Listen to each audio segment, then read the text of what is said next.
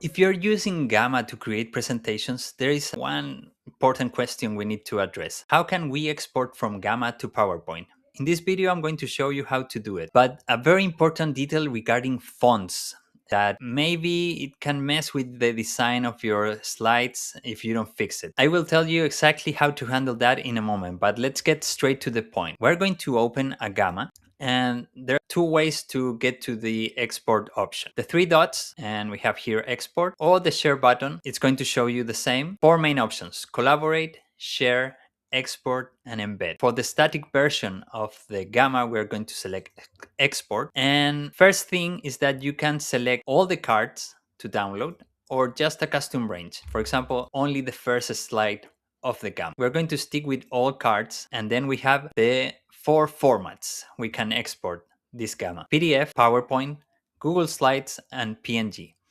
If you are using your Google account to access Gamma, this is the fastest option. Just click export and it's going to open this on Google Drive directly. It's very, very fast. Before we select the export to PowerPoint option, let's talk about the fonts. To ensure your presentation looks right in PowerPoint, Gamma suggests that you install these two fonts, Montserrat and Source Sans 3. But keep in mind, there will be some export limitations. It's not going to look exactly the same. And I'm going to show you a very notorious difference. So we're going to export. You click here, it's going to start processing the file. It depends on the size, how much it's going to take. I already saved this here, and let's see how it looks on OneDrive. We have the image here. I can manipulate the image. I can resize this. I can make it smaller. I mean, you can manipulate this content of the slide in PowerPoint very easy. But some changes. Here I have like the text here and on Gamma, and it uses italic here. I don't know why, but you must check after you make the export of the file